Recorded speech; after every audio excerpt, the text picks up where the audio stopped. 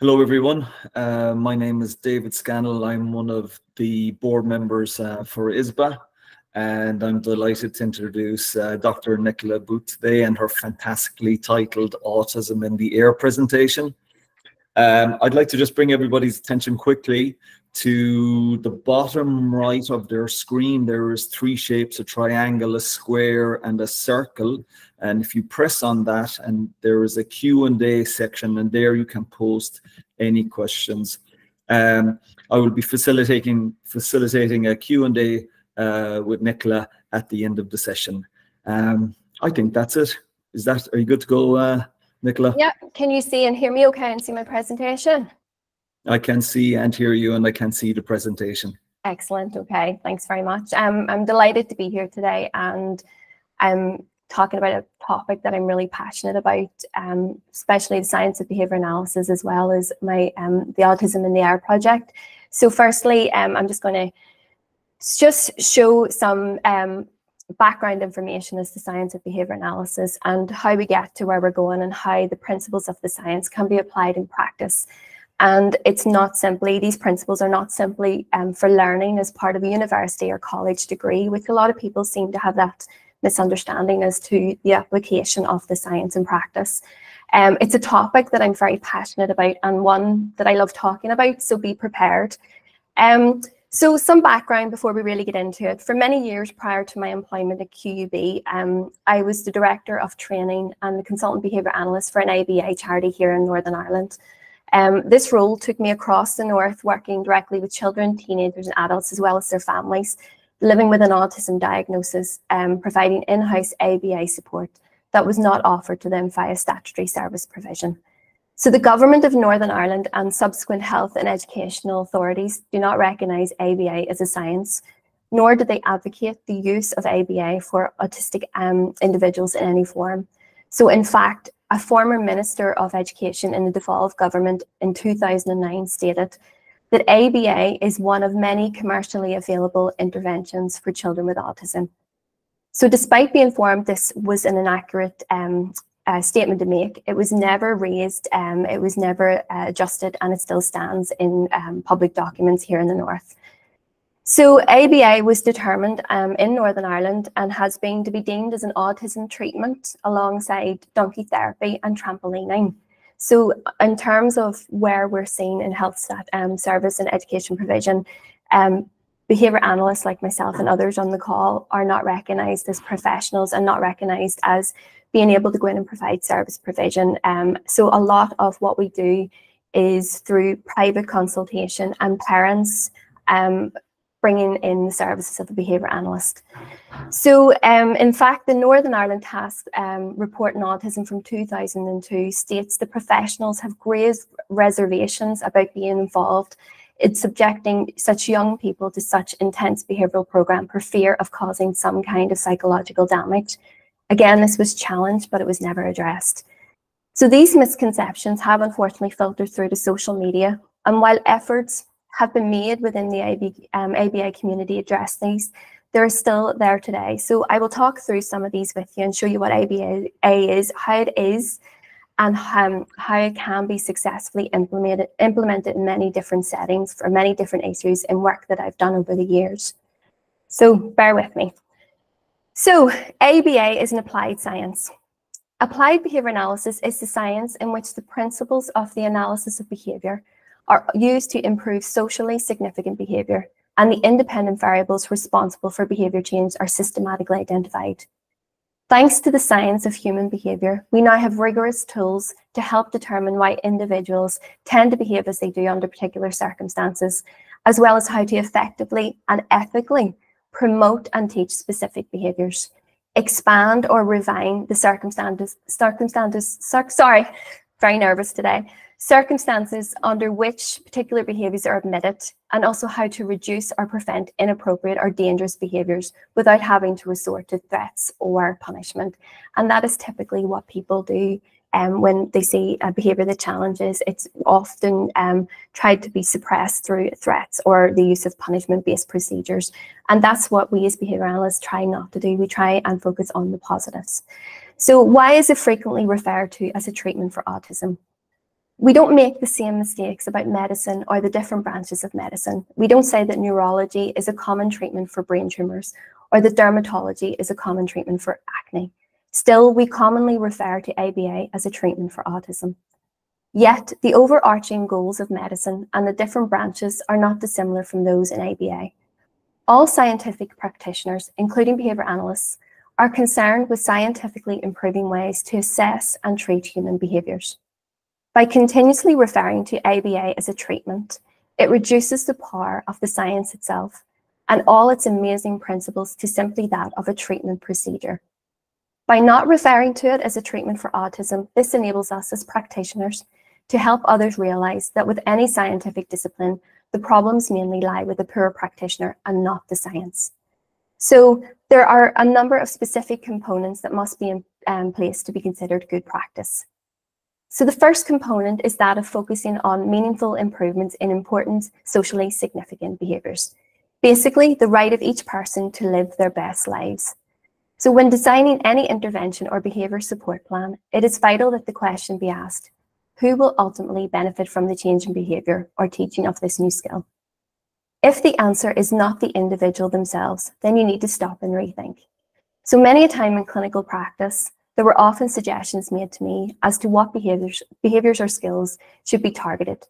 And while many of those I was in agreement with, such as independent dressing or increasing the frequency of manding in a day, there were some that I had to diplomatically bat away.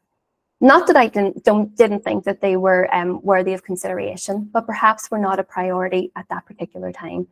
For example, should teaching a non-verbal 12-year-old boy to read his name from an array of letters be a priority over working on independent toileting skills?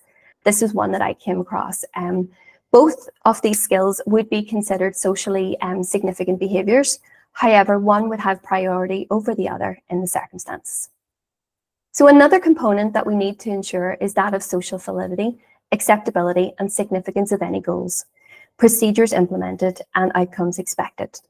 These need to be clearly defined before any behaviour intervention is put into place, and that everyone involved is aware of the intervention, what it's being introduced, how it's being introduced, that everyone is happy with it, everyone is happy with how it will be implemented, and what the expected changes or goals will be. It's important, and I always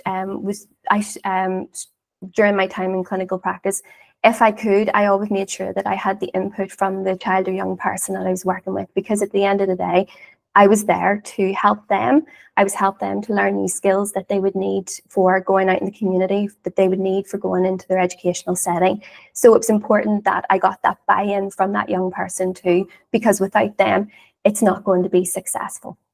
Sorry, yeah. I'll interrupt you for a moment. The slide is quite small. Okay. So if you could just enlarge that, if you can, that would be fantastic. I don't think it's letting me enlarge. Sorry. That is okay too. Is it? Sorry. It doesn't. There's no enlargement button here. Sorry. Perfect. Perfect. Continue. Thank you very much. Sorry. So finally, we must always ensure that we plan for maintenance and generalization of any behaviour change. Many people underestimate the importance of ensuring that these are planned for during an intervention. But it's wonderful that we can teach so many different skills in so many fun ways, not just sitting at a table.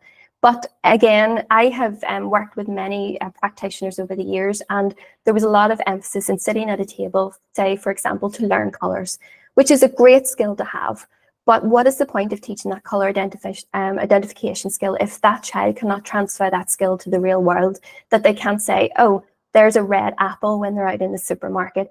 It's important that we ensure that we always plan for that maintenance and that generalization of any skills that we're teaching. So from this very brief snapshot, and it's really very brief because I want to get into the clinical applications, the viewing ABA as a treatment for autism or other conditions shouldn't be the case. It should be viewed as a scientific discipline, and that's what it is. It fulfills all requirements with strict procedures, guidelines in place that we should follow to ensure that any intervention that we put into place can be scrutinised, replicated, and be held to the strictest of ethical observations. And at the end of the day, that's where we want to be. We want to be able to stand over any intervention that we put into place and say that we are adhering to all ethical guidelines. And again, at the foremost of what we're doing is the young person, the child, or the young adult or adult that we're working with. So at its heart are the people that we're working with. And by following these guidelines, we are ensuring that vulnerable children and adults, often forgotten about in society, are given a voice. They're included in all activities, and they make contact with the same learning and social opportunities as anyone else. So ABA principles and derived technologies have been applied within a variety of clinical areas. The following, these examples just show some of the areas in which ABA has been successfully implemented and has been demonstrated to be effective. So you can see we have feeding disorders, we have sports, health and fitness, we have parenting, education, ADHD, and substance abuse disorders. So you can see that there are many, many applications. This list is not exhaustive, and it's just a snapshot following a quick search. However, the next slide will show you some of the special interest groups that are available for behaviour analysts that also show the breadth of application of the science. This list that I'm going to show you next was taken from a search within the Journal of Applied Behaviour Analysis, but there are many other journals out there that show the efficacy of many ABA procedures singly and in various combinations as well. These have been used to help build useful skills and reducing behaviours that impede healthy, successful functioning in many clinical and non-clinical populations. These interventions have been delivered in a variety of settings, and I'm sure many of you are working in so many different settings as well.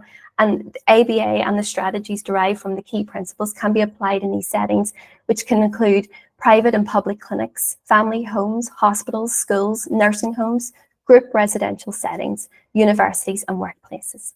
So you can see in this slide here that we have many different special interest groups. It's just a snapshot to show you. We have acceptance and commitment training, we have autism, we have dissemination of behaviour analysis, we have clinical, we have crime, we have behaviour development, verbal behaviour. The list is endless.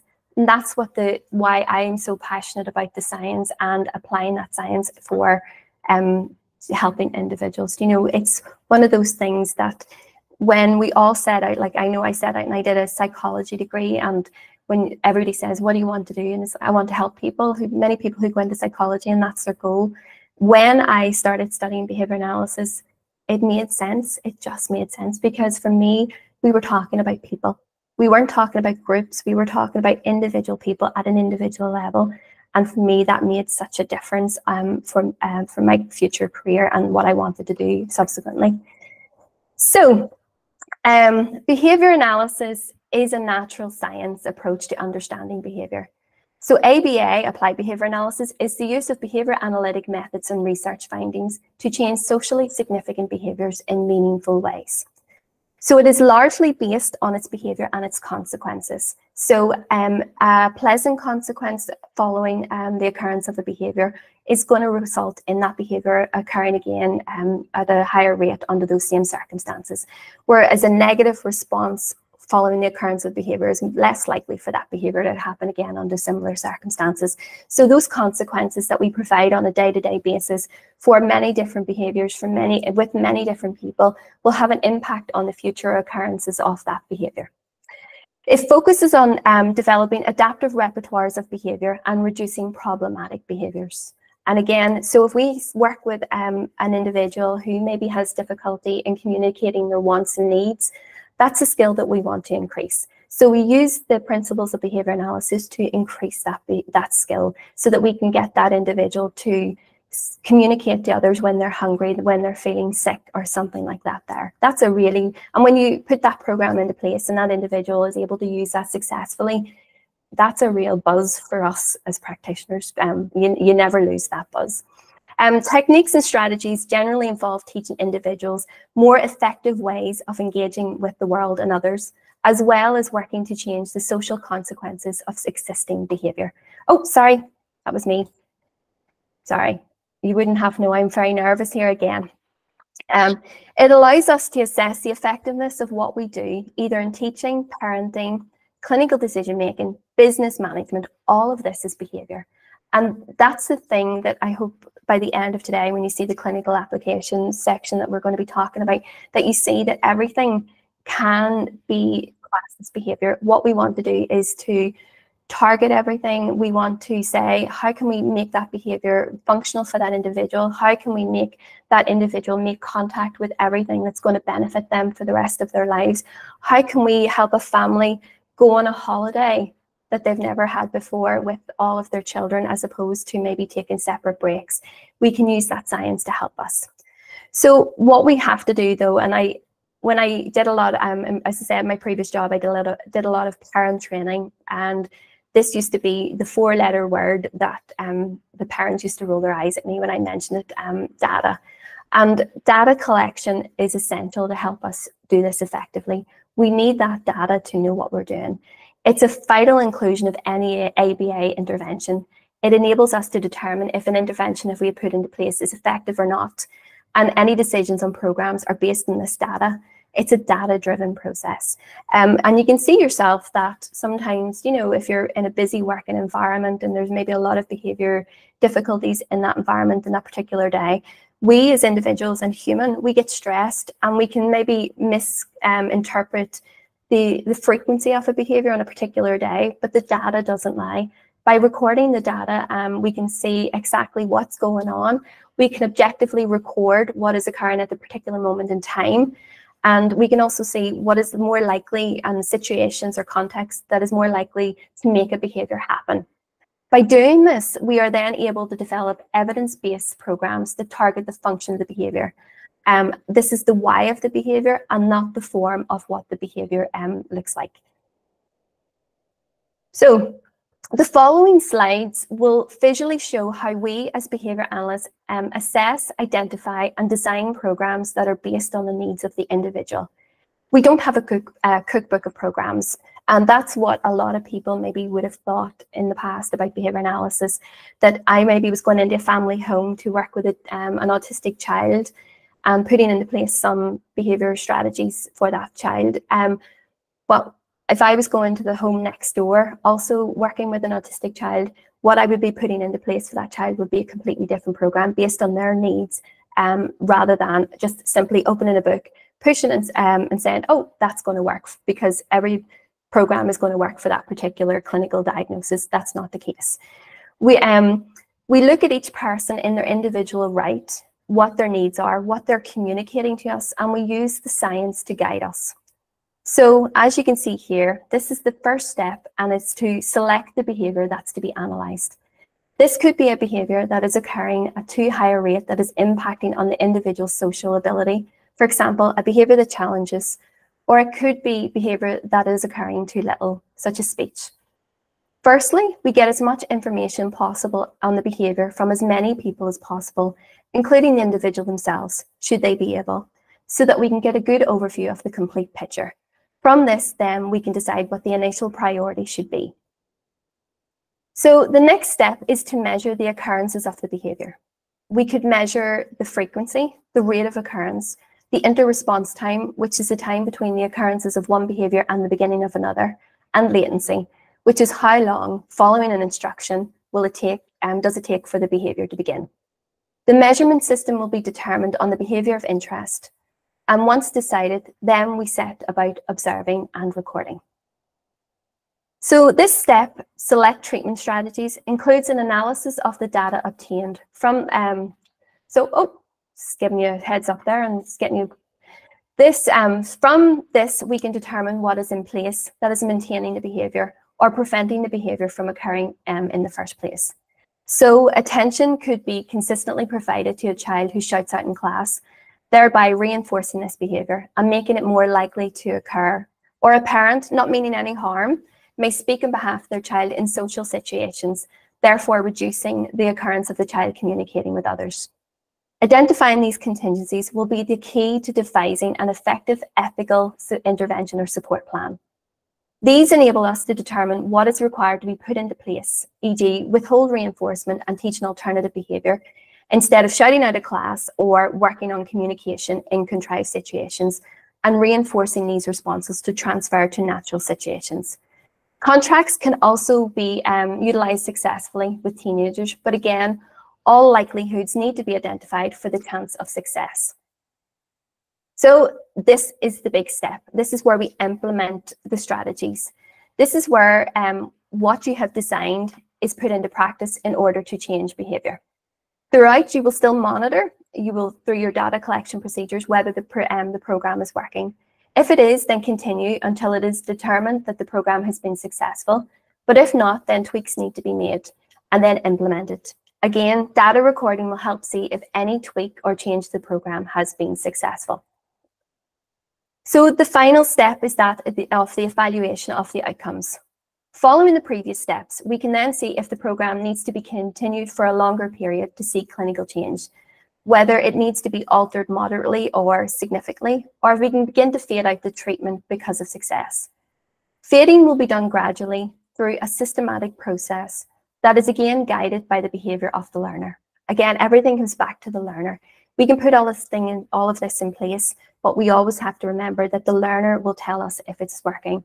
If we're not getting the responses from the learner, then what we're putting into place isn't effective and we need to change. You let the learner guide the success of your intervention. We can see if there's a spike in behaviour that if we have withdrawn treatment too quickly, and therefore we need to go back a stage. The goal is that eventually all interventions are faded and that the individual has a new or alternative behaviour in their repertoire. So these are all the steps together. As you can see, there are quite a few steps involved that we must consider before putting an intervention into place. Behaviour analysis, as I've said, deals with behaviour, and it is vital that we have systematic processes in place to ensure that every programme is guided by the needs of the individual. It is based in evidence, it's ethically sound, and also has the potential for long-term successful behaviour change, which is at the end of the day what we want to do. So before we're getting to the clinical stage now, so bear with me. It is important to note that behaviour is an individual phenomenon and is a person's interaction with the environment. ABA focuses on the behaviour of the individual. We don't focus on groups of people and their behaviours. And for me, that's what sold the science to me when I was studying. I wanted to look at an individual's behaviour, not a group statistic and things like that there. So by looking at that individual's behaviour, we can see minute changes that we wouldn't get if we were looking at group statistics. Each individual acts as their own control, and it is their behaviour that we measure. It is their intervention based on their needs, their likes and dislikes that guide everything that we put into place. Therefore, from an ABA perspective, groups of people do not behave. So the experimental strategy of ABA is based on within subject with single subject methods of analysis. And it's a dynamic, continuous phenomenon. It changes over time because things change, we grow, we adapt. Things that worked for us in the past we're no longer making contact with because the reinforcement is no longer there. So our own behaviour changes over time. And that will be the same for any of the individuals that you're working with. It requires continuous measurement over time to make sure that it's still going the way we want, that it's not stagnating or dropping off. And this systematic repeated measurement is the hallmark of ABA. So let's go into the clinical applications, which I'm sure you've been waiting for. So I would like to talk about specific clinical interventions that I designed and implemented during my time as an applied consultant. As an academic now, I don't have much contact with working in the clinical field anymore, which I really miss. Because for me, getting those small gains in a family for that child made such a difference to that family life. And for me, I went home every day feeling proud of what I did. Do you know, if you had a child who maybe, as one parent said, lived in their own little bubble, who then started to come out of that bubble and realised that other people in their environment were as reinforcing as engaging in self-stimulatory behaviour, that was a buzz. You know, when one of my young kids, I hadn't seen her for a while, I'd gone back to visit her, and bear in mind, our very first programme working together was very, very simple programmes. So she had minimal speech, she would communicate through pointing and things like that there. And I hadn't been to see her for a while because I'd stopped working with her, and I called in and I went out to see her and she was bouncing on the trampoline, and I give her a wee shout and she stopped bouncing, and she ran off the trampoline and came up and said, "Wakawa, wakawa," and that was her trying to say Nicola. And for me, that was massive, because this little girl was quite happy to live in, as her mummy said, in her own little bubble, in her own little world. And for her to show emotion that Nicola had come back to see her, that she made this attempt at saying my name, that is one of the happiest days in my working practice. And it's something for me, I'll always share the story, because it shows the power of, when you're putting into practice ethical, effective interventions, of the outcomes that you get. It's really, really nice. So for me, as I say, I worked for 16 years in the applied sector, and there's so many different sort of clinical applications I could talk about. But just for the purpose of today, I'm going to talk about focus on 4 specific areas: that of shaping, video modeling, task analysis, and chaining. So all of the following are designed based on the individual needs of the client that I was working with at the time. And most of the clients discussed have a confirmed or suspected diagnosis of autism, and that was purely due to my employment at the time. And one had an acquired brain injury following a car crash when he was a child. When he was a child. And then we're going to talk about a group intervention. So as you can see here on the slide, we have our airplane and we have our little autism in the air, try before you fly logos. So this slide shows a project that's really, really close to my heart, that of autism in the air, try before you fly. And this project came about because so many of the families that I was working with expressed how they weren't confident going on holiday due to the uncertainty of air travel. And one situation which really sold it off about setting up this type of program was that one of our parents had twin boys, and what happened was her husband would go away on a week's holiday and she would stay at home with the boys. And then when he came back, she would then go on holiday on her own for a week. And that's not the way a family life should be. You know, families should be able to get on a plane, get excited about going on holiday as a family. So what we did then as a team, we came up with the Autism in the Air project. And think about it as well, that many of us take for granted getting on a plane. We don't really think anything of it. We book a holiday, we get excited, we know where we're going, what we're going to get there when we get there.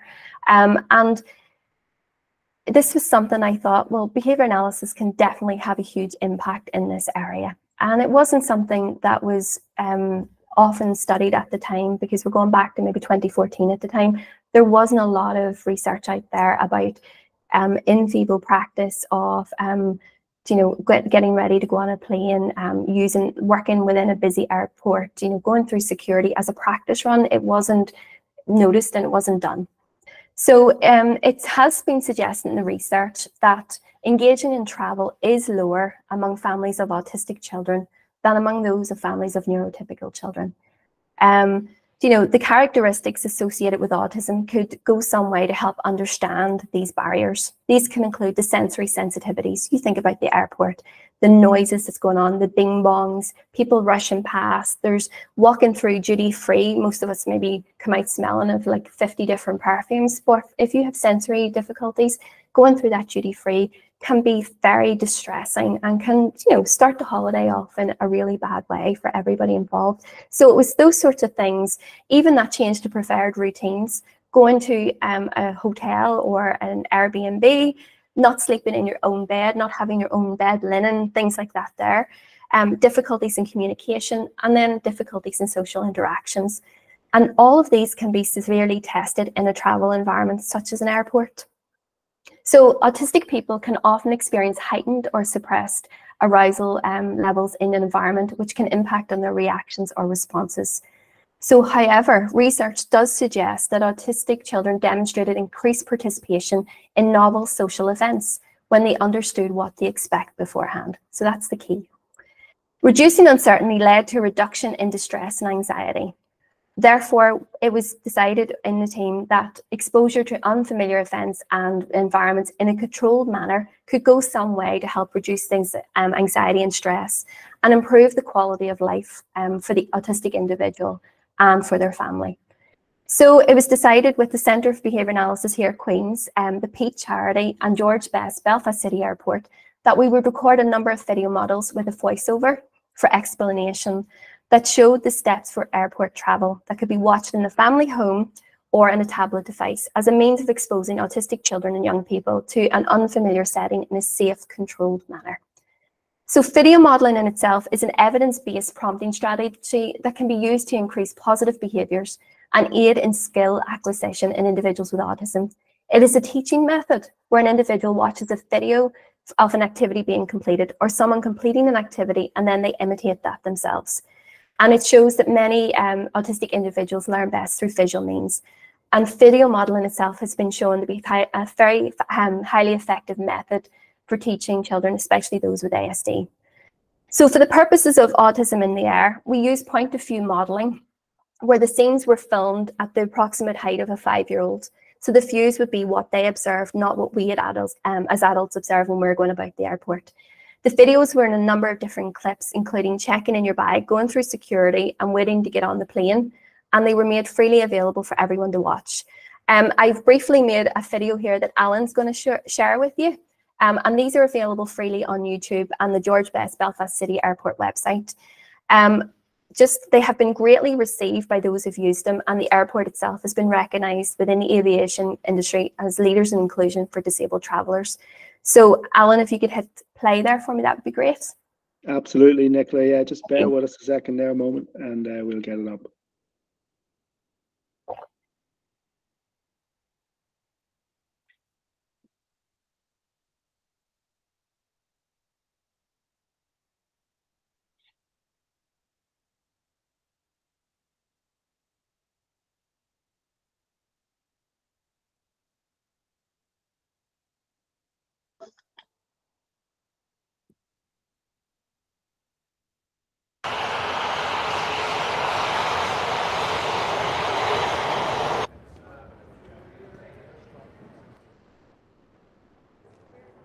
Let's go and check in our bags. Sometimes there may be a queue of people ahead of you, all waiting to check their bags in too.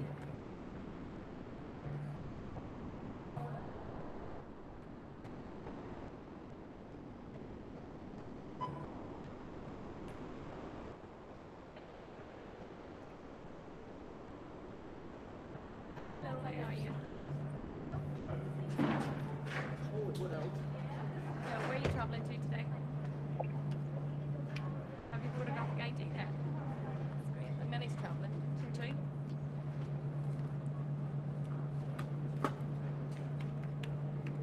And mini bags is checking in today. 3 bags. Now you'll make your way to security. Don't forget, if you've any bottles or juice, you will have to throw them away. Don't worry, you can buy juice and water on the plane.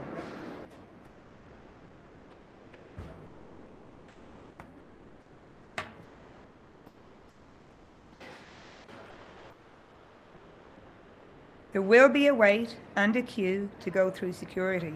It's a really busy place.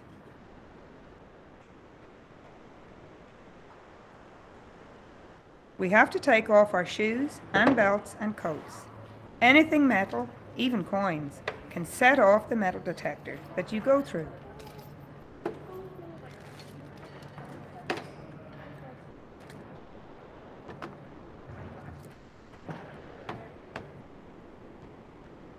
Go off. Hello. Hello. This means you will need to be searched. It's okay. This happens to lots of people and doesn't take long.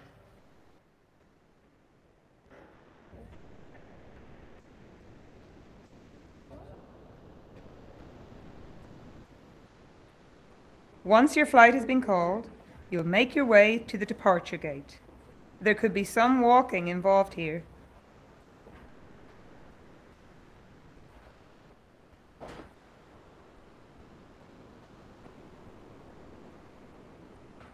It's very noisy out here.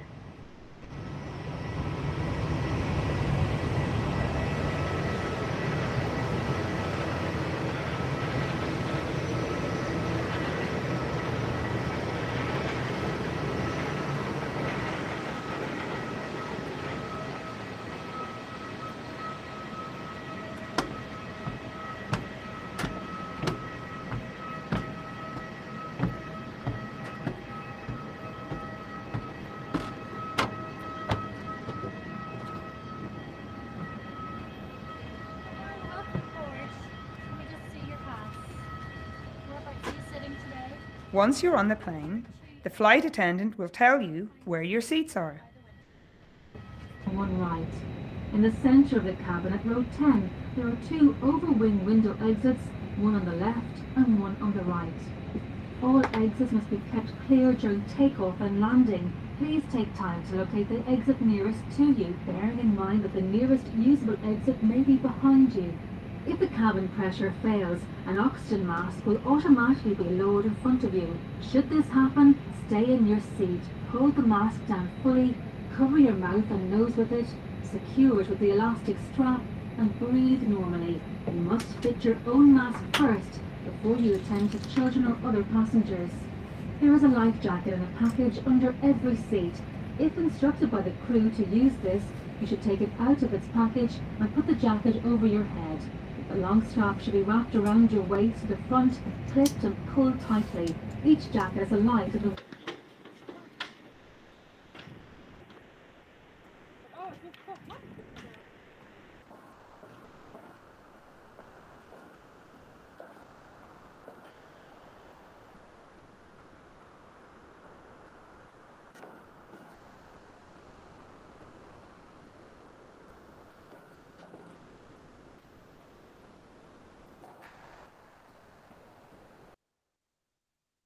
Thanks, Alan.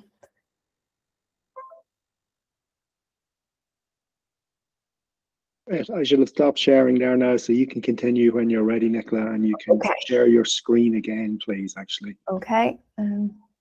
if you have more slides. So you do. Okay. Can you see that okay? Yeah, we got that now. Thanks, Nicola. Brilliant, thank you. Okay, so we're currently, I hope you enjoyed that. That was basically, I just pre-seat them down. Each individual step, all the steps are individual videos, and they're around 3 to 5 minutes each. As I say, they're available on the Centre for Behaviour Analysis website here at Queen's, or through George Best Belfast City Airport's website. What we are doing, we're working on updating these videos in line with the newer travel requirements and the changes across the aviation industry. And we're hoping that they'll be available for the summer holidays and directly on the George Best website. So one of the biggest pleasures, though, aside from that video modeling, is actually working with the kids and the families in the airport itself. And I've been facilitating these sessions from 2015, where we go on a Saturday evening to the airport, which is still a working, busy airport. And what we do is we do a dry run basically through the airport in preparation for a flight. These are the first events of their kind across Europe and the UK, and they're a massive success and have been. One of our evenings last year featured on the One Show on the BBC, and we had lovely feedback within the aviation industry on that. Unfortunately, due to copyright restrictions and me not having a lot of money, I'm not able to show you the video from the BBC, but it is available online if you're interested. I'm just going to skip the next video, Alan, if that's okay. It was only 1 minute of me talking about autism in the air, but we'll just go into what we actually do. So what we do, I'm just going to show you the sort of, there is our star of the show from the One Show practicing before she got on her flight. And what the One Show didn't show was that she had a massive success. She was able to go on holiday with her brothers and her parents, and I got a lovely text message of her sitting in her little Peppa Pig beach towel on a sunbed, looking happy as Larry. And again, that's what it's worth. You know, that for me is worth it. The Saturday nights, getting wee totes like that on their first ever holiday is what we do. These are just some of the photographs. You know, obviously some of them are a bit scary there with the face masks and the life jackets, which we never want to see in real life. But for the purposes of our practice runs, that's what we do. And honestly, I couldn't do this without the support of the airport staff, especially Bill and Terry. And they've been working with me from 2015 since we started doing these events. And we're going to continue with them this summer as well. The events themselves, they took place in a quiet evening in George Best Belfast City Airport. So it's still working airport. There's still flights going in and flights going out, but it's a quieter time when the kids who are attending with us don't feel rushed. We keep them quite small due to security reasons as well, and we have to make sure that every parent has a pass, because it's like an accessible areas pass, because they don't have a boarding pass for a flight. They need to be given a special pass by the airport to allow them to go through security. We do it in a really slow pace that is suited to the needs of the families and the kids that attend. And I'm always there as guidance in case we have a behaviour issue, and it's just to make sure it gives that extra layer of support for the families, that they know that someone's there to help them should they need it. The families that attend are given complete access to the airport, so that it's real life as possible without actually taking a flight. Each step is carefully considered. Families meet with us in a meeting room before we begin to discuss what we plan. It is explained that while they aren't actually travelling, they are expected to follow all requirements for travel as if they were getting on a flight. This includes going through security bag checks and possibly being scanned. I explained that I'm going to be there for every step should they need me, and my duties sometimes have included finding a shoe that was thrown in departure lounge and ended up in the Starbucks, helping to manage a meltdown in the duty-free shop, or helping a teenager cope with the noises in the airport when it was going a bit crazy at that time. So during these moments, it's important that I assess the situation and implement a strategy that's going to be effective in that moment. It's vital for both the child or young person and their parent to feel safe, but also feel that the situation can be helped, and that should it happen again in the future, they will be able to use the learning they got to help. The steps involve include security, waiting in the departure lounge for a reasonable time period, being called for their flight, waiting to board, and finally boarding the aircraft itself. The airline allow us to access to a grounded aircraft, and the family is allowed to get on, walk about, look in the cockpit, play with the window blinds and trays, which is always a highlight, believe me, and an opportunity to press the loudest toilet flush in the whole wide world. And the kids actually go in and they flush like mad. It's really fun to watch. For the parents, some of the feedback suggested being in an environment with other parents experiencing same anxieties really help with their confidence building. Also, working through any unexpected difficulties in the practice run made them ready for the real thing. One of our attendees came as they had a trip planned for Disneyland Paris, booked, ready to go. They got to the airport, checked their bags in, and then their daughter refused to get on the aircraft and they had to come home again. So the whole family had to exit the plane and leave and didn't get their holiday. After attending, I got sent a lovely picture of her standing in front of Cinderella's castle. So they made it. They got there in the end. So during the events, as I said, I'm on hand to work through any behaviour difficulties that might present. So one child, we got him through all of the stress of waiting, departure, security. But when he got to the bottom step of the aircraft, he just refused to move. He just sort of, his anxiety kicked in and that was it. He wasn't going any further. His brother was already in the plane waving out the window at him and his parent was trying to call him on. So I worked with him for about 30 minutes. And what we did was we just did very small steps to get him up to the plane. He was communicating to me how he was feeling at that particular time, and we worked through it. About 30 minutes into it, we got him into seat 1A, which is the most expensive seat on the plane, and one that his parents said he wouldn't be traveling in when they were flying. So we got him there, but we had to bring down his expectations. So this is what behaviour analysis should look like. It should be measurable, effective outcomes that help all families across all events that others take for granted. So to me, other airports should consider hosting such events. And again, I keep doing this because see the sense of achievement and pride I get when I get an email or a text saying, look what we've achieved. It really is worth giving up my Saturday nights for this, because these wee small steps lead to bigger outcomes for the families that, you know, that many of us take for granted and just don't consider, and like something that needs to be addressed. So these are some documents that I have made for this year's group, and they'll be made freely available on the website of the airport for anyone to access, and could be a good resource for people who are planning to travel but don't have access to an event like ours. But if anybody wants, just drop me an email and I can send you through all of the documentation that we have. You can print them out, they're there, they're free for use, and I want everybody to use them as much as they can. So I'm going to do this one here. I'm going to talk about a program to increase the selective eating behaviour of an 8-year-old boy. I'd been working with this boy for a number of years, and we had targeted a variety of skills priorities into this, including toileting, increasing functional speech, so he no longer used PECs to communicate. We worked on his academic, social skills, and other independent living skills. But his restricted eating was then impacting on his social outlets. He was being invited to parties with school friends and was reluctant to attend. So prior to the program, we did a lot of prep work. We identified a key reinforcer that he could only access on the day, which was a fantastic Mr. Fox dress-up costume. And his grandmother, who was his main carer, had kept a food diary so that we could identify whether there were any specific foods groups he was more likely to eat. So I designed a token board consisting of 10 tokens that would be visible on the table throughout the intervention. And each time he successfully completed a step, I would draw a whisker on his face and tick this off as a success on the board. So he was building up to his full-on fantastic Mr. Fox. I also had a specific recording system that would enable me to determine when we were going to move through the program. So for the purposes of the program, I used the shaping procedure, which is defined by Cooper et al. As the reinforcement of successive approximations of a target behaviour.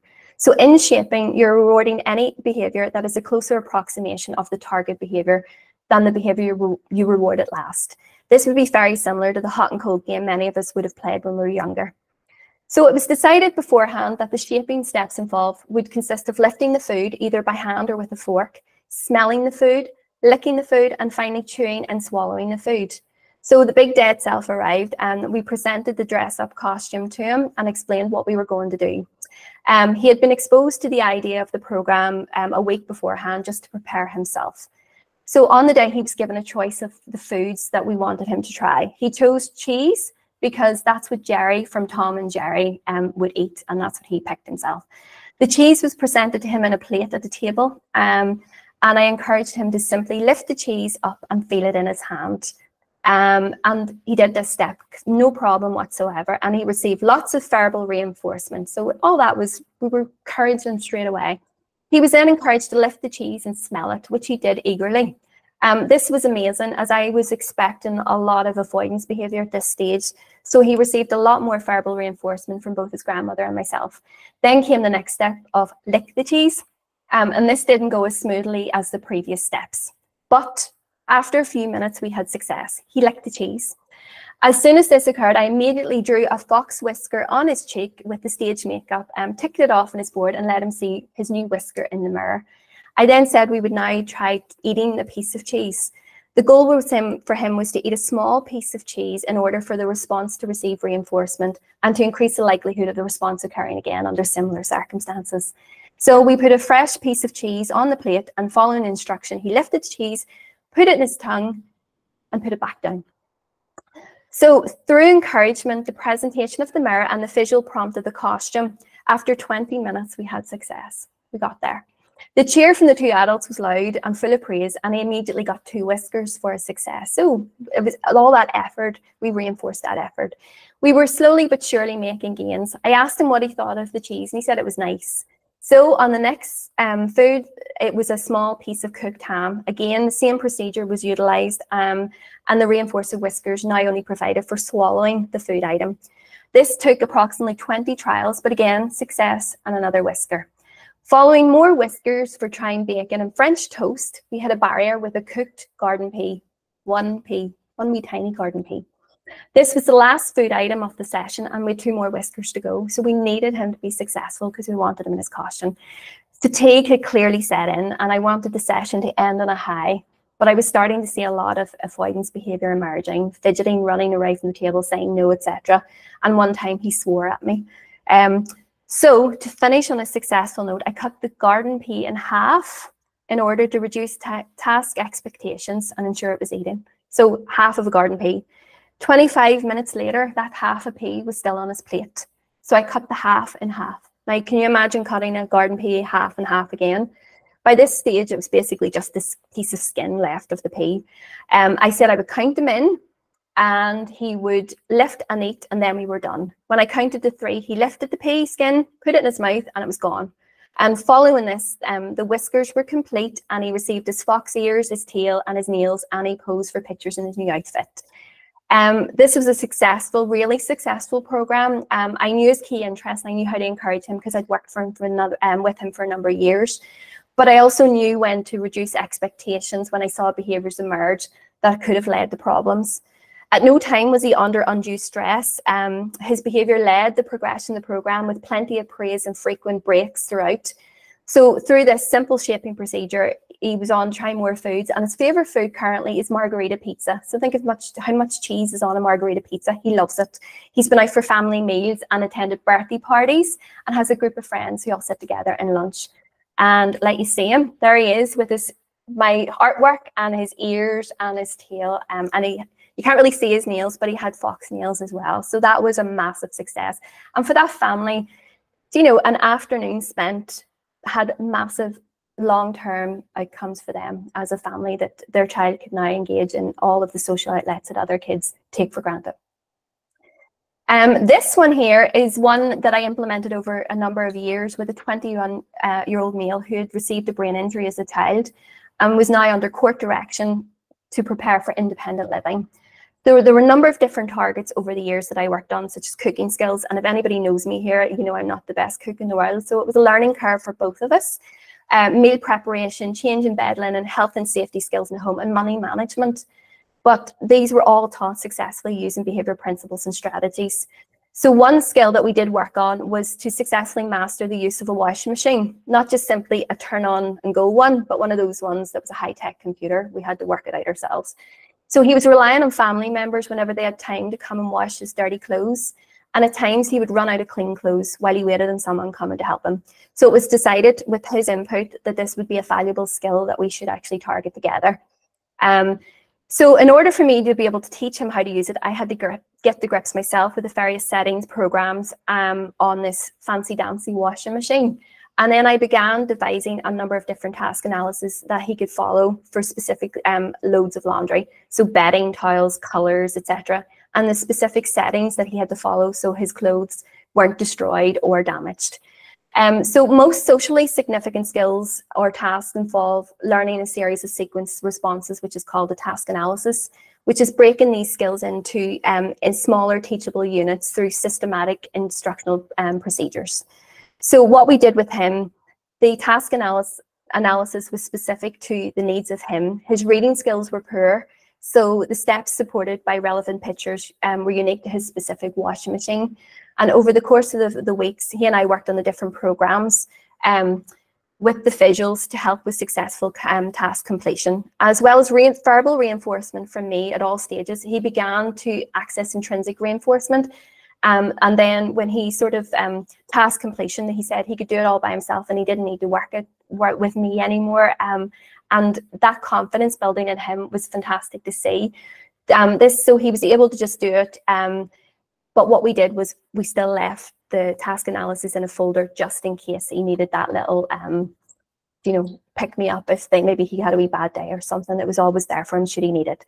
For me, this was a valuable program to target for this young man. It's a chore that many of us hate. I mean, I hate doing the washing, but for him, it was a sense of achievement and another life skill that he could successfully maintain long after my support was no longer available.